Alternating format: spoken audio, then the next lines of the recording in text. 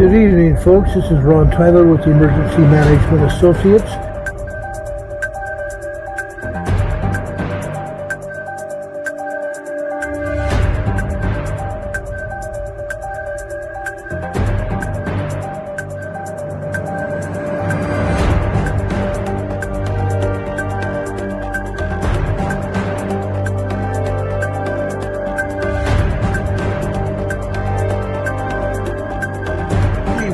This is Ron Tyler with the Emergency Management Associates coming to you live from the crossroads of the West in Lake City, Utah.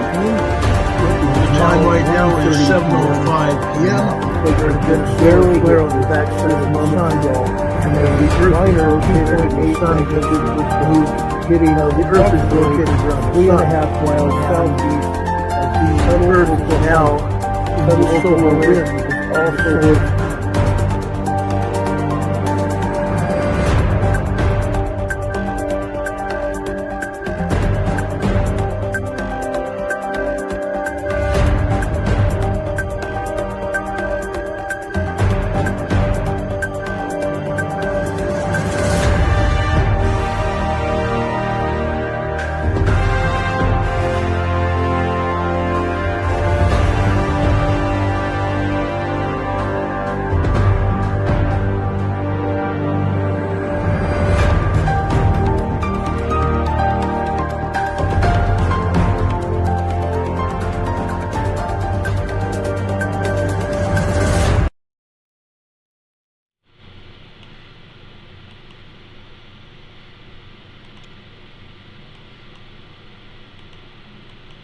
Good morning, ladies and gentlemen, everyone around the world. Welcome to Emergency Management Associates, coming to you from the crossroads of America. 392 miles from the Kitty Hawk Beach, North Carolina location in Morganton, North Carolina at the Area Command Emergency Management Associates this morning. We're going to forego any national anthem or anything this morning because we have a lot to talk about, a ton of things to talk about. Folks, we apologize for not being on the air yesterday. We tried for 2 hours last night trying to come on the air. The last time we tried was 8 p.m. last night, and that at that point we still could not come on the air, and I'm going to explain that right now. Okay? I want everybody to pay close attention, and if necessary, you may want to take some notes here. And I'm going to talk fairly rapidly about what happened, and I'm going to even start with what happened this past Friday, Saturday, Sunday, and yesterday. Okay? It's a big thing, a big to-do. Okay? We had a solar flare, a major solar incident on Friday, Saturday, Sunday, and yesterday. Major solar flares, and they're still ongoing. Okay? On Monday, okay, this is what it looked like yesterday. Look at this. I can't show you everything because I could not get the proper setup to show you exactly what happened, but this was a halo CME, meaning it went out in a circle. It went out like this in a circle. It was a halo CME. Okay? This was a big deal. Okay? This incident yesterday hit the Earth within 20 minutes. 20 minutes. The protons and electrons hit the Earth within 20 minutes. Okay? The X-rays will be hitting the Earth tomorrow and or Thursday. And it's going to result in major radio blackouts, radio communication blackouts. This is not funny. This is not going to be funny at all. Now, look at this. This is what it looks like on stereo A on the left and the what do they call it, the SDU, okay, the Solar Dynamic Observatory. on the right hand side. Look at that. It was literally an explosion. On the left, you can see that halo CME coming out. And this is not the really perfect picture of it, but you can see it exploding in all directions. This is no joke. This is what happened. Now, I'm going to show you something else here. Look at this. Folks, this happened on the 14th going into the 15th. Okay? The 16th was Sunday. So this happened on Friday and Saturday. Friday going into Saturday. Okay? This is what they call a Bartel Day event. Okay? Look at what happened. You know a solar flare is strong, even the Voyager spacecraft, and this was in July 14, 2000. Okay? The sun exploded with so much force it sent shock waves to the edge of the solar system. This is what happened on Friday again. Okay?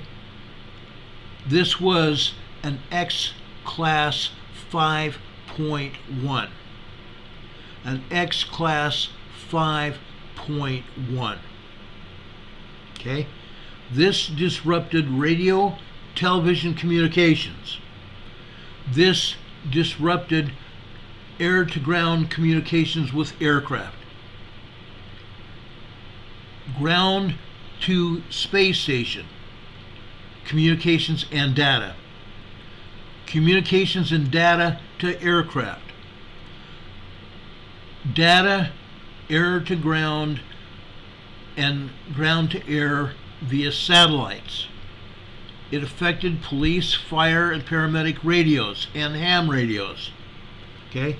This is a big deal. Okay? It happened again. Now, I want to show you this. Okay? This is showing the coronal mass ejections, the CMEs. Okay? Like I said, this is ongoing right now from all parts of the sun. Okay?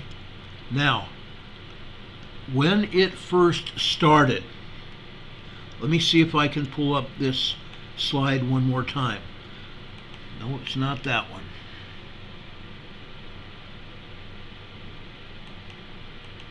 Nope.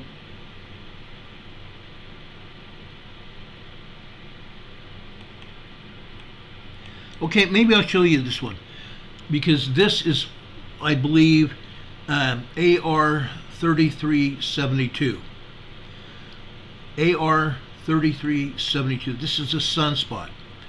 This, folks, was a sideways glance. A sideways glance. The CMEs that we're having now are full-fledged, I'm sorry, right here, full-fledged coming right at us. This is 3373. This is a headlong Earth-facing CME. There's two CMEs, that one was launched before the other. It was less powerful than the other. The big one that you see here is going to overtake the smaller one. I don't know why they call it cannibalism, because cannibalism is not necessarily the right term. The larger, more powerful CME will catch up with the smaller one at some point in time.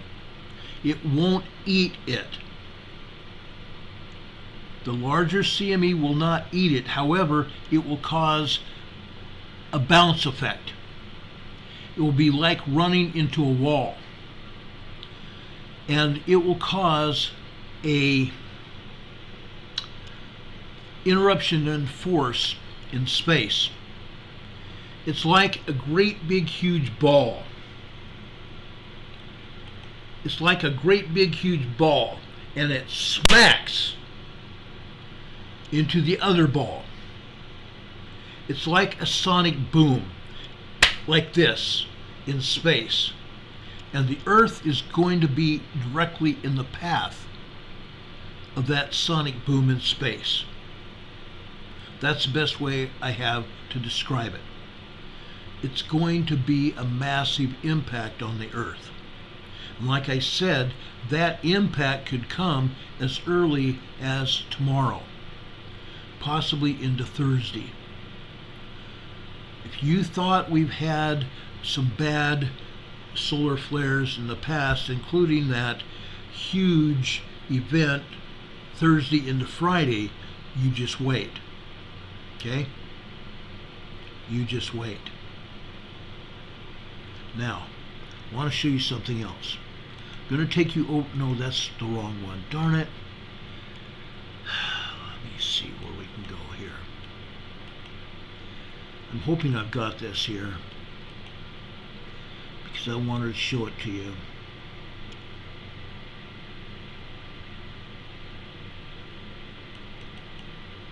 Okay, this is space weather conditions. Okay, the latest observed over on the right hand side are none. Right now we are not in the influence of an R. Okay, but we are in the influence of an S1. Well, that is not major, folks. It is still considered a player. Okay, we've experienced C-class flares, haven't we? It hasn't caused a huge big deal. It has caused some radio communication blackouts at times, but it's minor compared to this S1. Over on the left-hand side, the latest 24-hour observed space weather conditions. Moderate, R2. Moderate, R2. Minor, S1. And minor, G1.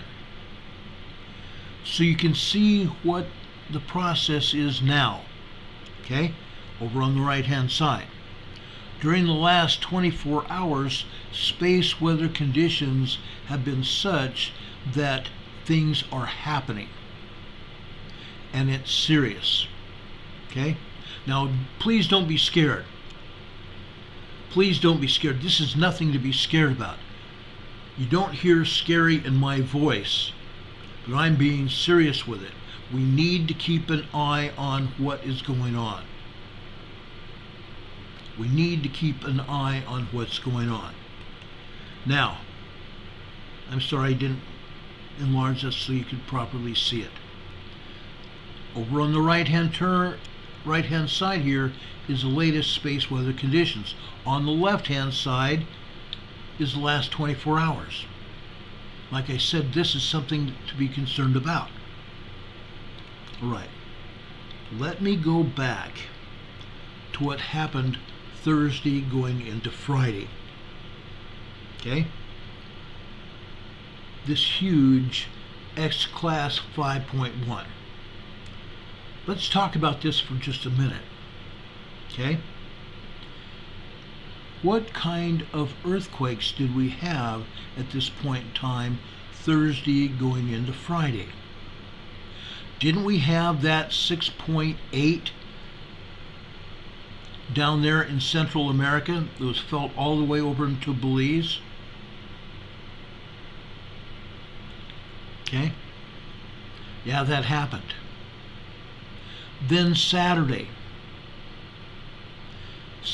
night into Sunday morning, we had that major earthquake in Alaska, didn't we? Do you think any of this had an effect on the Earth and may have been one of the causes of those earthquakes? Oh yeah, big time. Big time. And by the way, that earthquake that hit over off of south of Sandpoint, Alaska, early Sunday morning, that was not a 7.2 earthquake. It was not a 7.4 earthquake. It was a 7.6 to 7.8 magnitude earthquake. The body waves from that earthquake lasted 18 hours.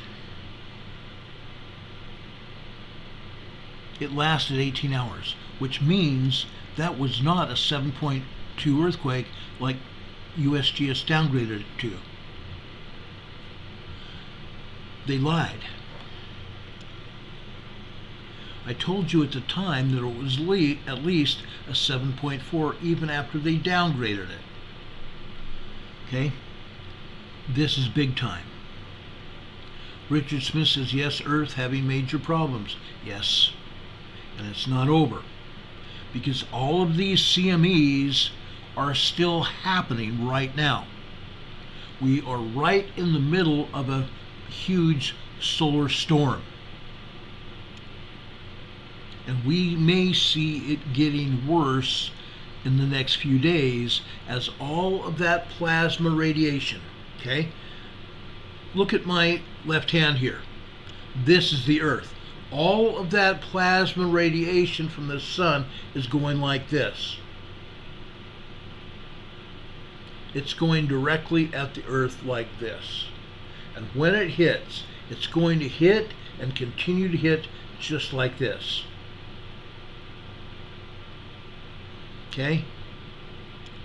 This is going to have a direct impact. It's not going to have a sideways glance.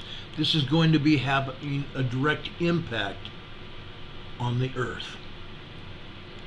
Okay? Now, one of the things that I have been looking at, and I'm going to be talking again to my friends over at the Jet Propulsion Laboratory, and I got off a conversation with them about an hour and a half ago. And I have a question for them still, so I'm going to go back to them. What happens when we have an X 5.1 or an X storm or an R solar flare? What happens?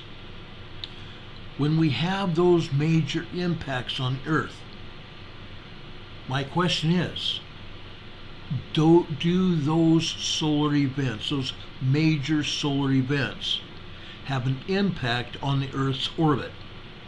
Because we have all that plasma radiation, all that those photons and electrons hitting the Earth. Immediately,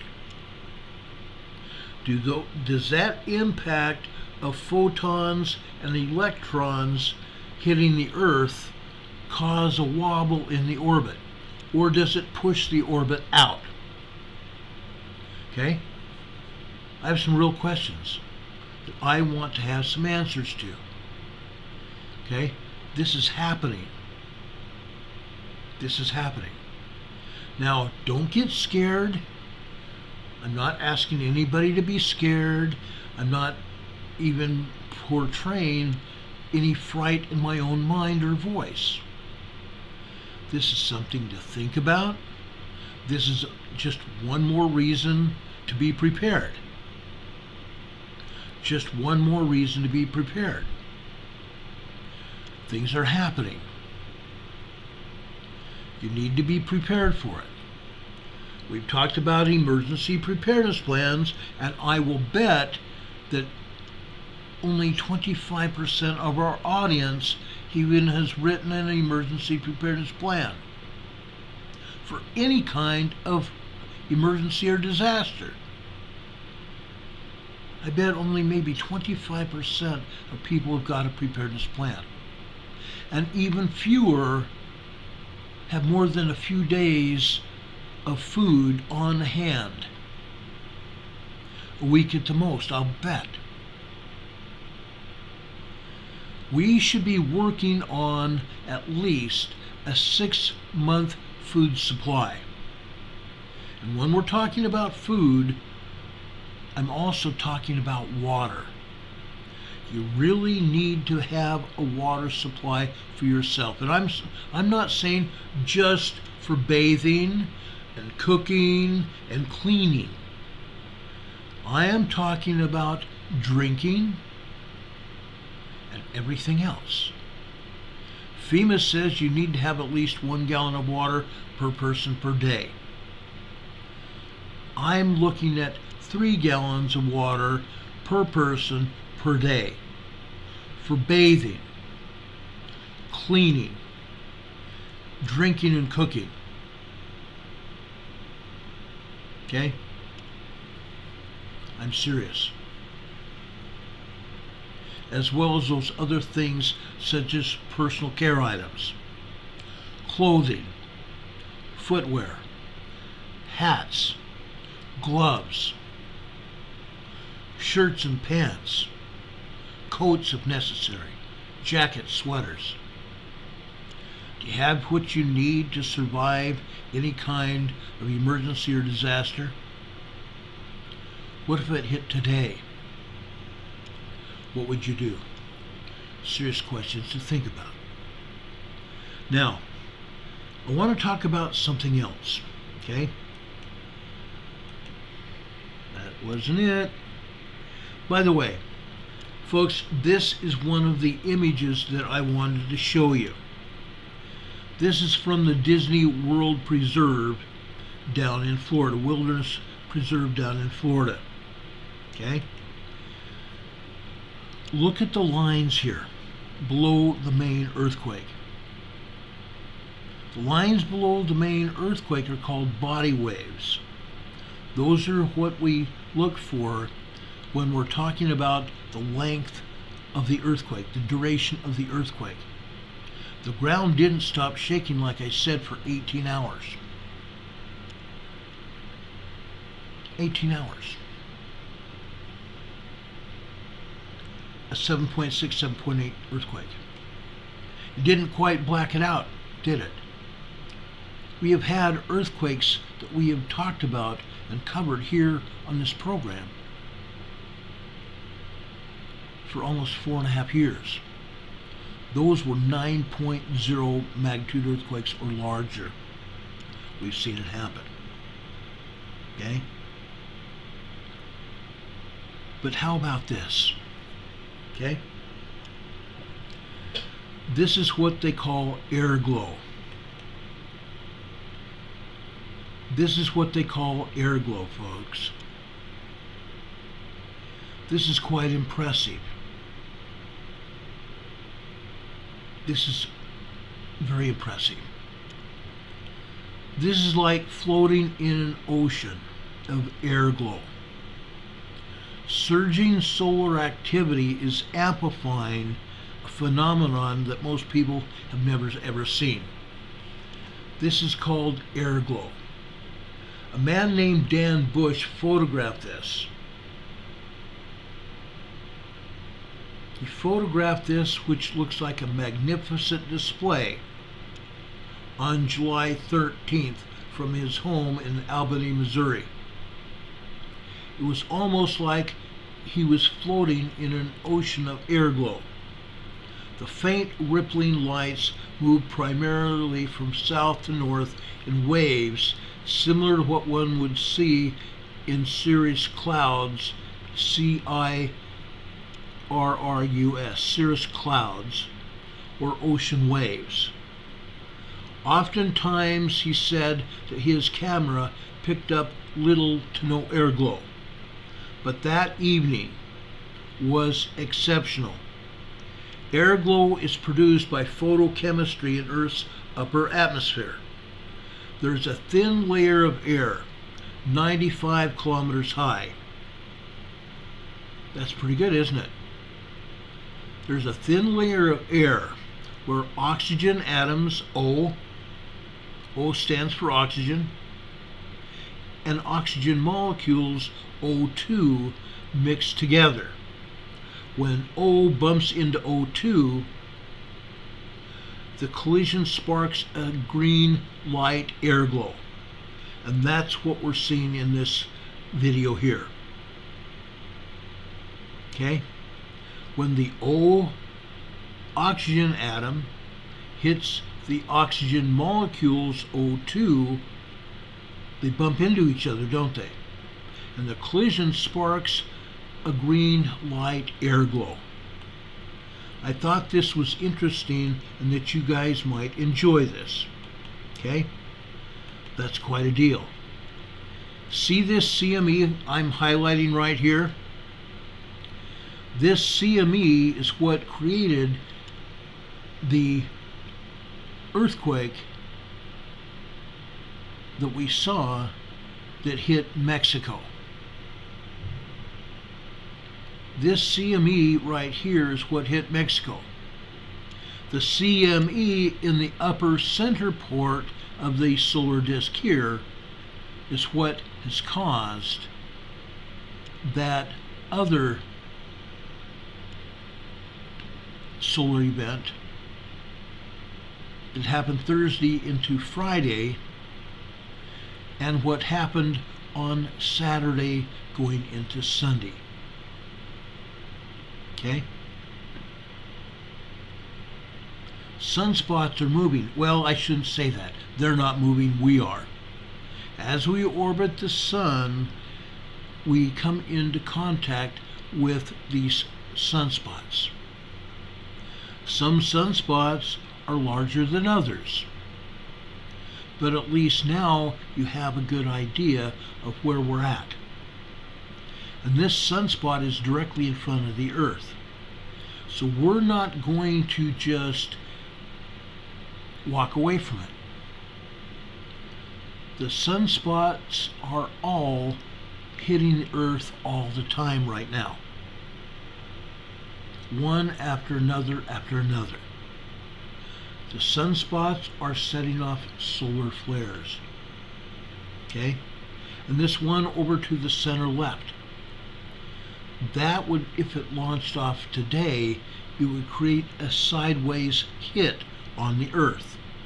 But again, that solar sunspot is not quite in line where it hit us head on as this other one above it is. So that is what is going on. That is what is causing the disturbances that we are seeing. Okay?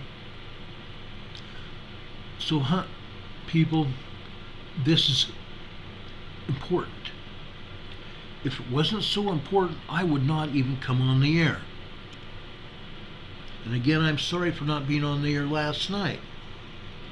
All of these, I believe now, all of these solar flares that have hit and been launched off from the sun caused me to not be able to go on the air last night. Okay? It's happening all the time. Now, I want to cover a couple other things. Okay?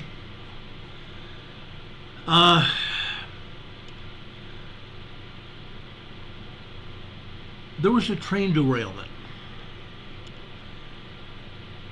There was a train derailment that happened Monday. Okay? Multiple train cars on a CSX train came off the rails. Now, after this train derailed, it was early in the morning, just after 5 o'clock in the morning. Homes were evacuated north of Philadelphia. And they were evacuated for what they say are precautionary reasons in White Marsh Township, north of Philadelphia. Early yesterday morning, a 40-car CSX freight train derailed near Stenton Avenue and Joshua Road. Police said the train derailment happened just after 5 in the morning in Montgomery County. Officials said 15 total cars came off the rails on the northern and southern tracks, meaning it was what they call single track. There were not two tracks side by side. It was a single track train, meaning any southbound trains could only use that single track at one time. And northbound trains would have to be sidelined on another side track, waiting for the southbound train to clear before a northbound train could come on those tracks. It's called single track. One of the cars was transporting hazardous materials, but there was no indication of any leaks or spills. Hazmat crews were called in, but police said there was no known hazard to the public. Ben Russell with the Pennsylvania Department of Environmental Quality said at that time now, that there is not a concern for environmental releases. He said, "We are working with both railroad and the quarry below just for the chance that something could occur during the cleanup process. But at this point in time, everything is contained, and that is a hazardous material." Police said they don't believe any more evacuations would be required, and they weren't. A mother and daughter who were among the evacuees yesterday morning talked about what it was like being told to leave their home at the crack of dawn. They said, quote, "It was alarming. It all happened really fast. We all don't have shoes on."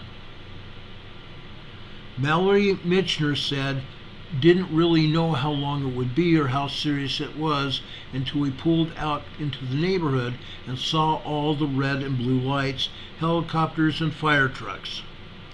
Right as you hear the door at 5:30 in the morning, it's a little shocking." Mitchner's daughter said, quote, "And yeah, it was just scary. First thought of me, always going to my family and friends. Officials said they found some silicone pellets leaking from the cars, but they don't pose any danger to the public. The evacuation order had been lifted shortly after it was given. No injuries were reported. CSX said preliminary investigation indicated that the derailment was weather related. The investigation is still ongoing." Why was it weather related? For those of you that have been paying attention to this channel and others, even Ryan Hall, who is the best forecaster and meteorologist ever. Ryan Hall is the best meteorological person and forecaster, I believe, that's ever lived or ever will. This man is smart. Okay? He has what he calls the nowcast. What is happening now? Okay? He talked about these storms that hit the northeast coast of the United States and Canada. We believe, and I've done some investigation of my own, and I've talked to people from CSX, I've talked to people over there in Philadelphia now, and yes, it was weather related.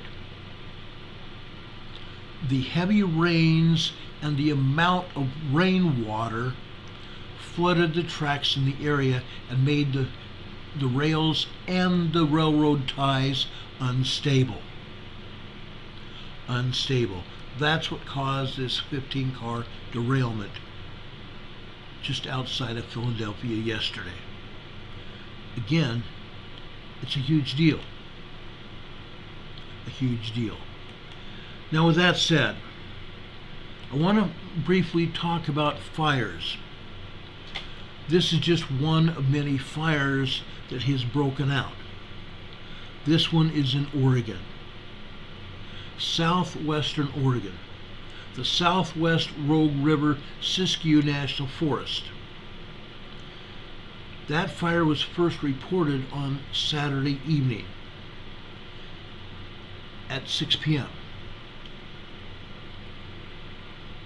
Sunday, July 16th,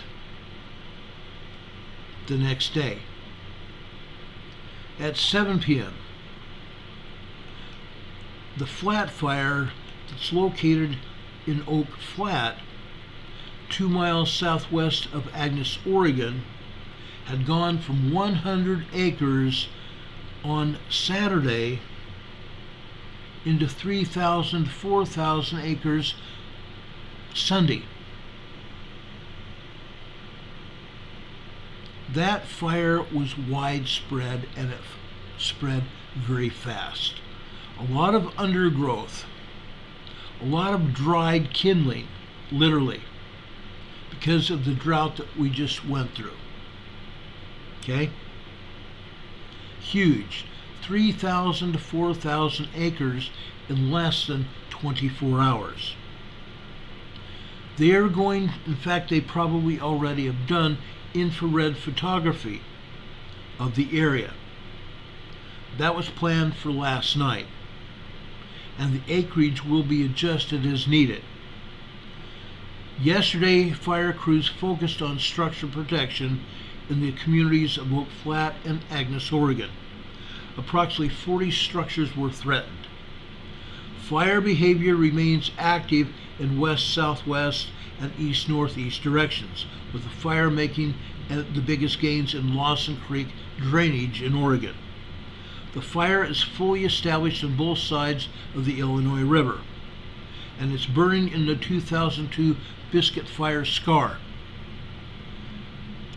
Okay? That was 11 years ago. And now another major wildfire has taken its place. Additional resources checked into the fire yesterday, including 10 crews, 2 water tenders, 9 fire engines, 1 fixed-wing aircraft, and 3 helicopters and miscellaneous overhead aircraft. Multiple air tankers and Tues Forest Protective Association resources also continue to work on the fire. Northwest Team 6, led by a man named Tyson Albrecht, are scheduled to assume command of the Aveyah fire yesterday into today. A red flag warning is predicted for that fire today into tomorrow. A red flag warning means absolutely no fires will be permitted in that area, and law enforcement and fire unused fire crews, for lack of a better word, okay, those fire crews, police and probably fire marshals will be driving the outskirts of the fire to make sure no one else is trying to start anything. Okay? And it will also be able to help radio information in about changing weather conditions and what is going on. Red flag warning. High winds pushing the fire. Okay? East winds and poor overnight humidity recovery. Effective last night. Building, maintaining, attending, or use of a fire is not permitted. Commercially produced pressurized liquid or gas stoves are allowed. Cooking areas are to be naturally free of vegetation. Every group must have a shovel and a bucket. Additionally, smoking is only permitted while on watercraft or waterways, or on vegetation-free sand and gravel bars located between the river and high water marks. The public is being asked to monitor the Rogue River Siskiyou National Forest website. The website I'm going to give you, USDA.gov/ROGUE-SISKIYOU. Let me give you it again. www.fs.usda.gov/ROGUE-SISKIYOU. And the Forest Facebook page for current fire information. Okay? So that's that part of this program. Does anybody have any questions about the fires? Does anybody have any questions about the fires? I have my fingers on almost every fire that is going right now.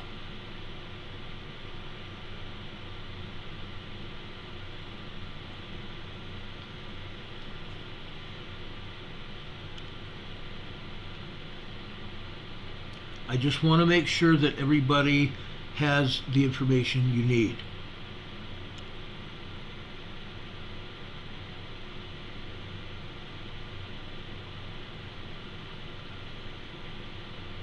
Betty Zoom says they have a lot of smoke there. There's a lot of smoke everywhere. Okay, I'm not gonna, I'm not, not even going to try to approach that not much is happening. There's a lot of smoke everywhere. We're still getting smoke out of Canada, southwestern Canada, and over in southeastern Canada. It's all over. It literally is. Now, I was able to talk to Barry Prince and our friend Dave. Barry Prince is over in southwestern Canada in Terrace, Canada. He told me it's really bad. He told me it's really bad. Visibility is just barely 400 yards at times. Less than a quarter-mile visibility. It's bad.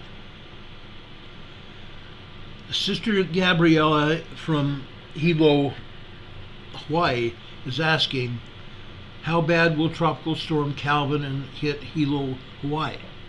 I think it's going to hit as a tropical storm. I do not think it'll be a hurricane.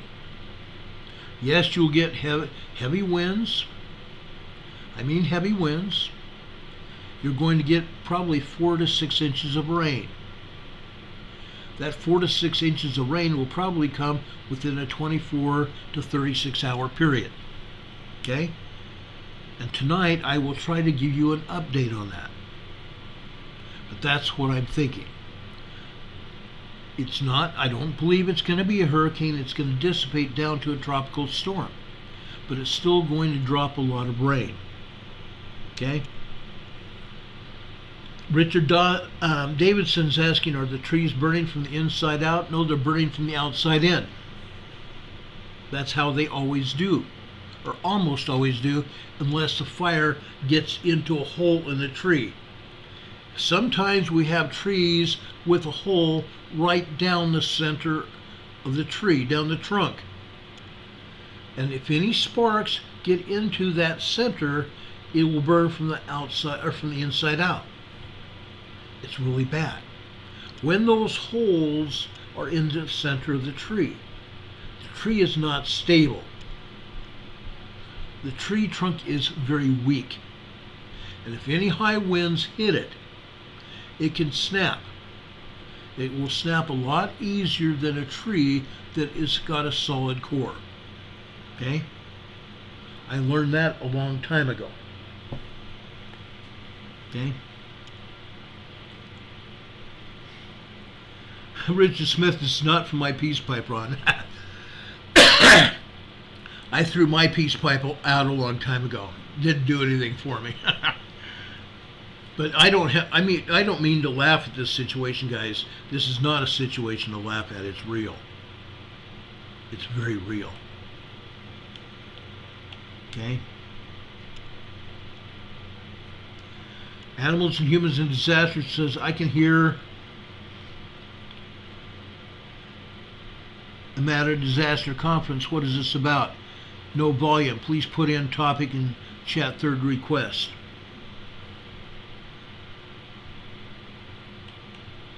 We should have volume here. I hope we would. I've got volume here. Does everybody hear me? Can I get a 5x5 from somebody, please?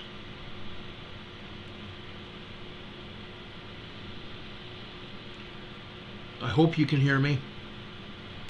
Renee Seffi says, Aubrey says 5x5, PJ, yes. Good. Everybody can hear me. Great. Yes, you may want to replay some of this if you have some static. The static, like we have explained to you, could be, very well be, from solar winds and what's going on out in space. It can be disrupting communications. Okay? You may want to go back and take a look at that and re-watch it. Anyway, Sister Gabrielle says, thanks, Ron. Can't get any understandable information on Calvin. Too much meteorological jargon in what I can find. I will try to get back with you all about Tropical Storm Calvin tonight. Okay? Richard Davidson says, what if magma is rising underneath?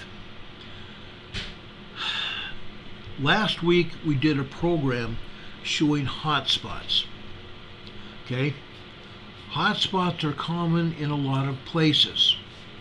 Yes, magma is underneath the ground.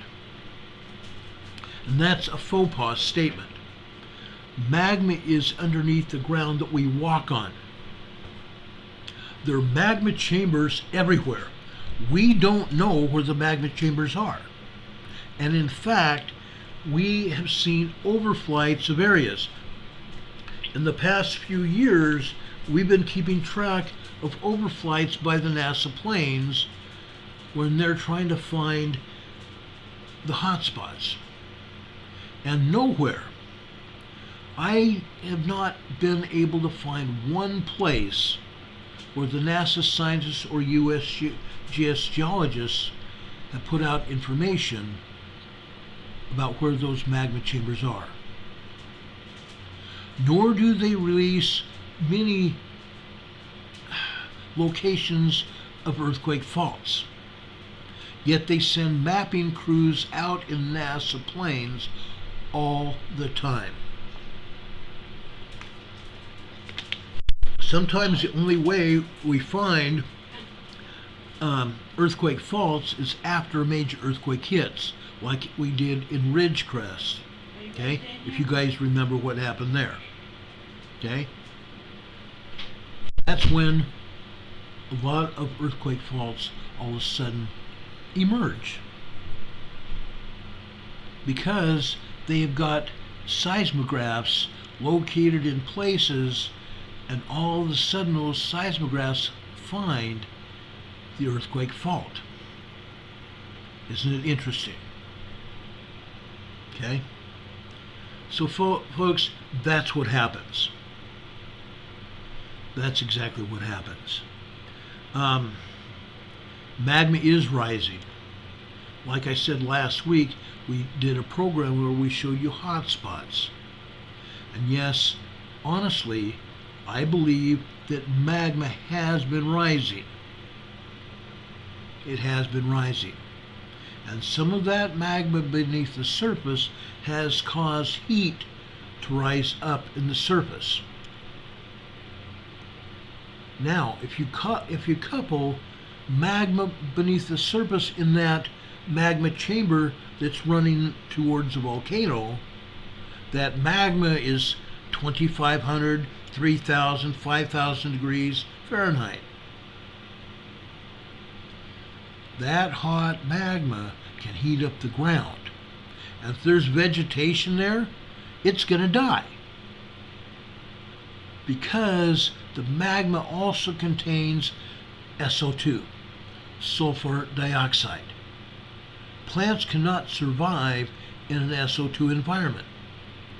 We've seen pictures, and maybe I will have to go back through all my data that I've accumulated over the years and show you pictures of tree just literally falling over. Huge acreage of tree stands now lying on the ground because of SO2 beneath the surface. Most of it is because of volcanoes. In other places it's not. Underbrush in areas affected by the SO2, they die. And with the heat and stuff from the drought, it makes things worse. And that heat rises from the magma beneath the surface and heats up the surface, and guess what you have? Heat and air and fuel cause fires. Heat, air, and fuel cause fires. One without the other, you're not going to have a fire. You have to have heat from beneath the surface, you have to have air, and that kindling right there on the ground. And boom, bang, boom, bing, bango, boingo. Or boingo, bingo, bango. Whatever. Okay? That's what's going on. But you need to know what is happening, guys. You need to know what's happening. And that's why we're talking about this. I think it's very important. Now, with that being said, on Sunday we had another earthquake. This time it was in the Andes in southern Argentina, near the Chilean border. This was a 6.6 magnitude earthquake. I don't think it was much more than that. It was a 6.6 magnitude earthquake that struck deep inside the earth under Argentina. It was felt in nearby Chile because Chile was just on the east or on the west side of the Andes Mountains. The earthquake happened on the east side of the Andes Mountains, still in the Andes Mountains. Okay? So far we have had no report of damage or injuries because the main part of the earthquake was in the Andes Mountains where very few people live. So we have not had any reports of damage or injuries from Sunday's earthquake in Argentina, a 6.6 quake. The quake occurred at a depth of 171 kilometers, 106 miles. Okay? The epicenter was in the province of Neuquén, Neuquén, in western Argentina. Okay? Approximately 25 kilometers, 15.5 miles southeast of the town of Loncopue. Loncopue. The earthquake was felt in central and southern parts of neighboring Chile, and neither Argentine or Chilean authorities have reported any damage or injuries. Okay? This time we got lucky by the location of the earthquake. If this had hit a populated area, there would be damage and a lot of people hurt and or killed. That's the long and the short of that. That was a big deal. Now, does anybody have any questions about what we talked about? I think this is important. I think this is very important. Folks, I don't like to say this, but I have a feeling that we all, every last one of us, are in for a rude awakening. Things are happening very quickly. Politically speaking, throughout our world. Europe is going crazy. Riots and fires all over Europe because the refugees that we all let in, not just here in America, but all over the world, are rioting because they are not getting the things that they were promised. They are not being treated as they first were. Oh, please come in. We want you here. We'll figure it all out. Please come in. And now the refugees don't like being there, and so they're tearing the place apart. That's soon to be happening here in the United States. We're all going to see it. I promise you, we all are going to see it. Now, there's someone that you all might know. Did I put his picture up here? Maybe I didn't, but maybe I will. Maybe I still will. There is a man who is a country western singer, and he just got through putting out a new song. He just got through putting out a new song that is torching a fire underneath the radical left-wing party here in America. And I have a feeling it's going to torch a hole in the entire radical left Communist Party throughout the world. Country megastar Jason Aldean just released a song. Now, I can't play the song because I would get a copyright hit. But I admire Jason Aldean for doing what he has done. Okay?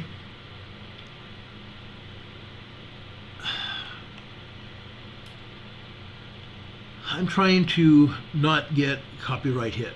I really am. I'm trying really hard.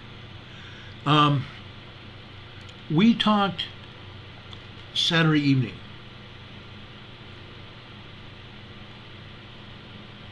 And I've talked quite a bit on Facebook about this. We went and saw The Sound of Freedom on Saturday afternoon. The Sound of Freedom is a movie that was released on July 4th. Instantly, the movie gained popularity. As you know, about a week or so before that, Disney Studios released another movie, an Indiana Jones movie. It sold $14 million in tickets.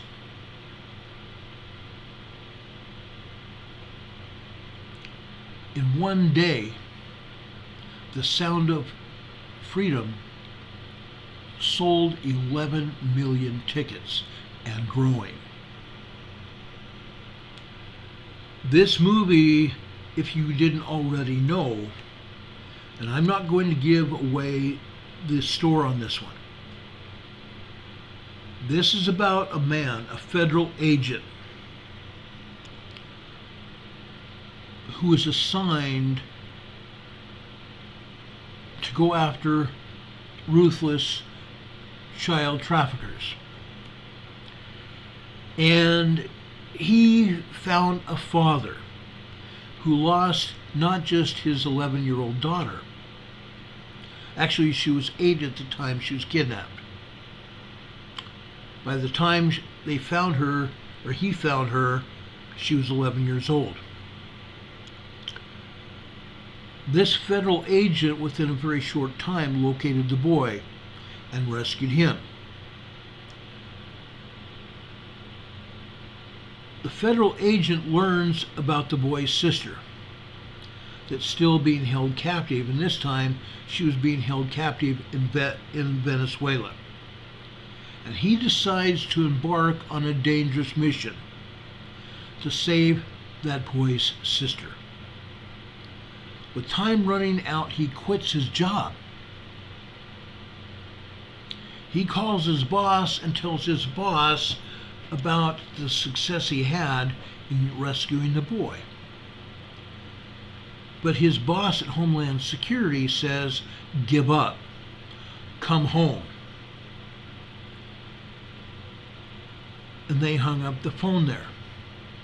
And about 24 hours later, after this federal agent had a chance to talk with his wife tells him, "Quit your job. Go find that little girl." So he did. But he didn't just find the little girl. He found 50 other children. And he helped save them. he embarked on a very dangerous mission. Drug cartel members that traffic children. He journeys deep into the Colombian jungle, putting his life on the line to find that girl and face a death worse than death. Face a fate worse than death. Folks, this man is a hero. It was based on a true story. And yes, that man got his job back with Homeland Security when he returned. But what does he have to do it? His boss told him, you can't quit. You're within 11 months. He was within 11 months of getting his full paycheck after he retires. He was within 11 months of being able to get a full paycheck when he would retire. And he quit. Yes, they rehired him, but he quit. Can you imagine what his wife was thinking before he and his wife made the decision, and his wife says, quit your job and go find that little girl? Folks, if you have not already seen that movie, you need to go see it. The Indiana Jones movie spent over $285 million on production costs putting that movie together. Sound of Freedom, done by Angel Studios, had a budget of $14.5 million. They busted the costs in the first day of showing the movie. And it's been busting records ever since. Folks, this is absolutely necessary for all of us to back this movie. Okay? Thunderbird signs Diana says crowds are not for me. I'll have to wait. No, you won't. There are no crowds. You do not have to find a crowd at a movie. This movie in particular, you're not going to have to fight a crowd. Okay? Go see the movie and pay it forward. We have to stop child trafficking.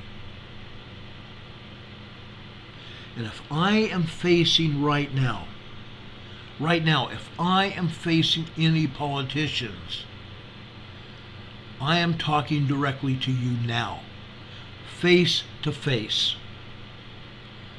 If you are a child trafficker, we are going to find you. We are going to find you. You are going to go to jail, and we are going to recover those children and adults. Yes, there are children out there. There's children, but there's also women out there being forced into sexual trafficking. We're going to find you men, and men and women, and we are going to lock you up for the rest of your lives. For the rest of your lives. I'm a retired federal agent. No, I did not work for the FBI, but I'm a retired federal agent. They will never hire me back. They might. But if I find a child trafficker, you will be arrested. That I personally promise you.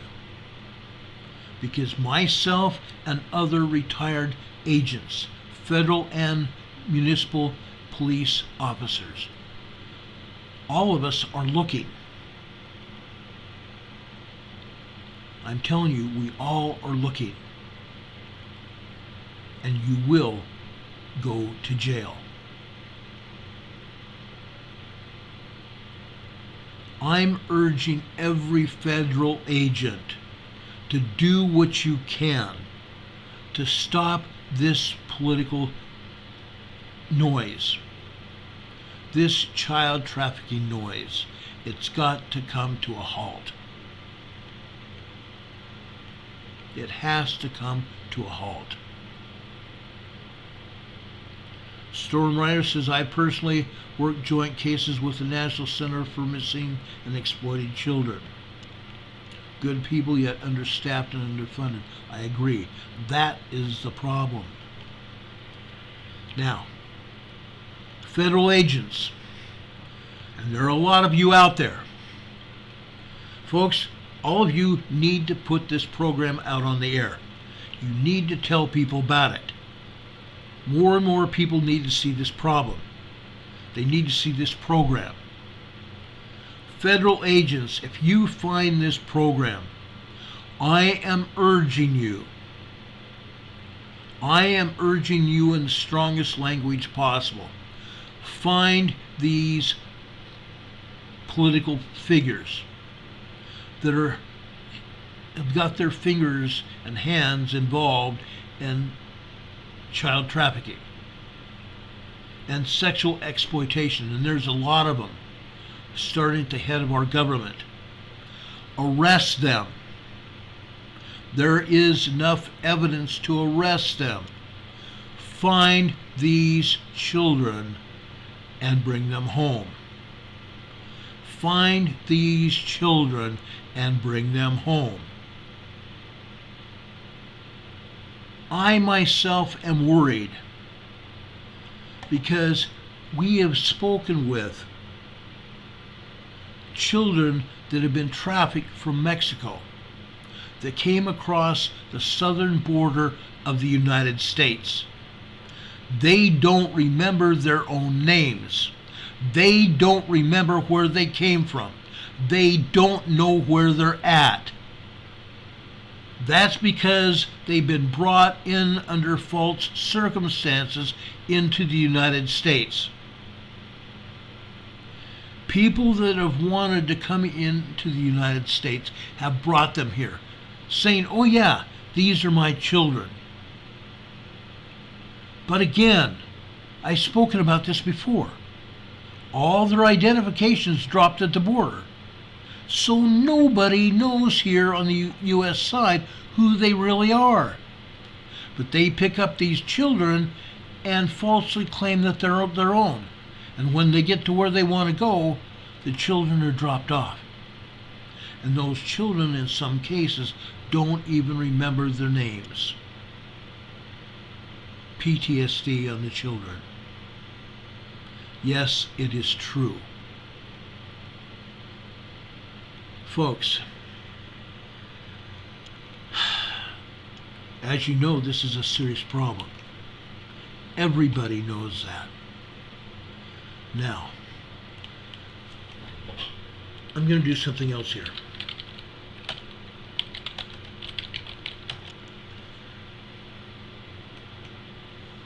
I had no intention of doing this until just now.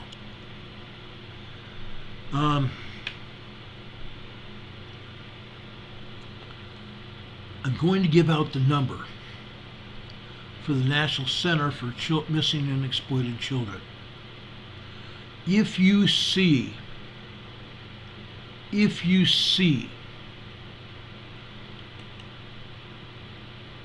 anyone on a picture in Walmart, they have a wall for the missing and exploited children.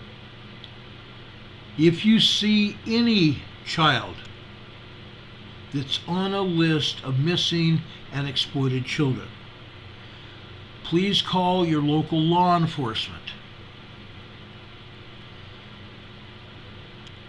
or the National Center for Missing and Exploited Children.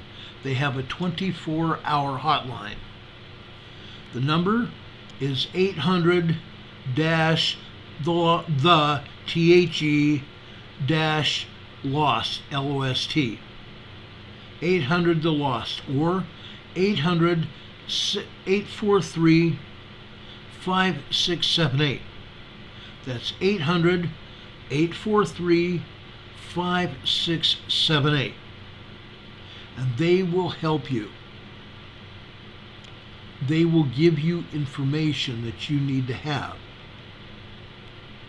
to help us recover some of these children.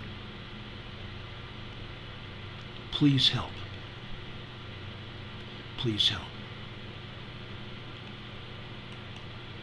I am just one person. I can't stop everything. But I, as one person, am doing what I can to help. Okay? Now, you know how adamant I am about this. And I'm sorry if I offend anybody here, but when I see a rainbow flag, I get irritated. Now, I heard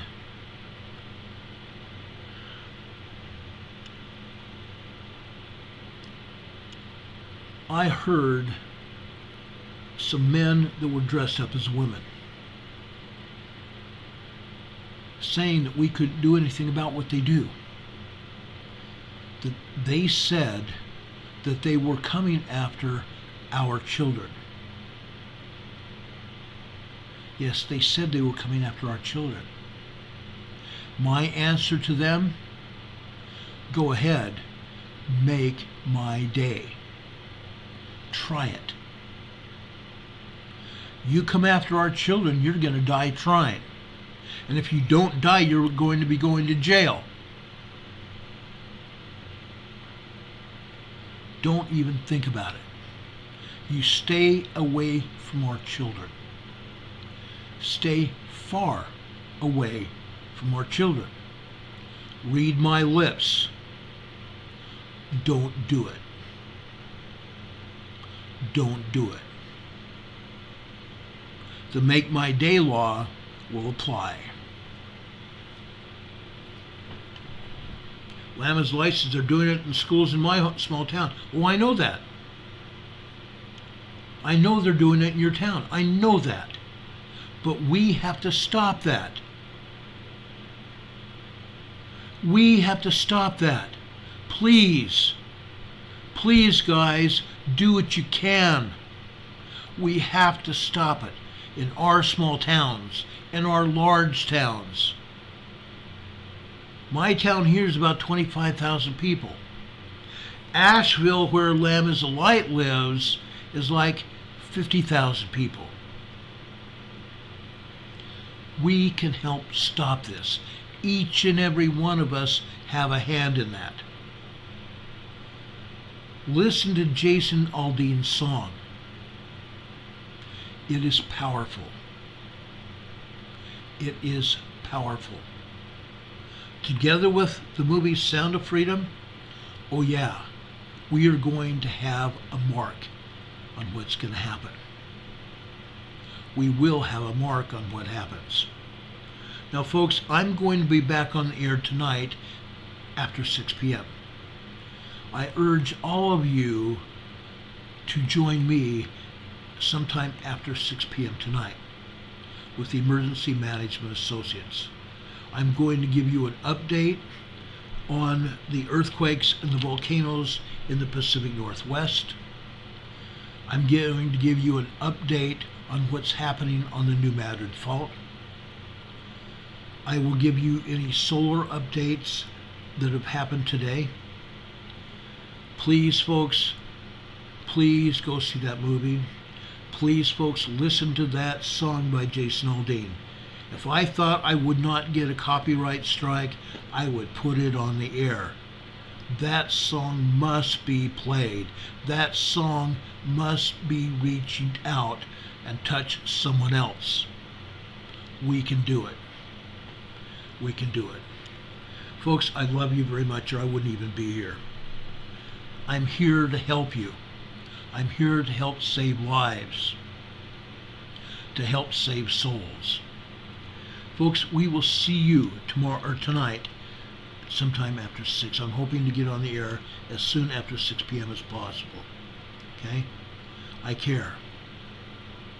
I truly, truly do care. I hope you have a good afternoon. It's already 1:15 p.m. here on the East Coast, so I gotta run. Take care, guys. Much love. If I can help you, please let me know. Please let me know. I do care. We will see you on the other side of all this. Have a great day, guys. God bless. God be with you until we meet again. We will see you a little bit later. Bye-bye.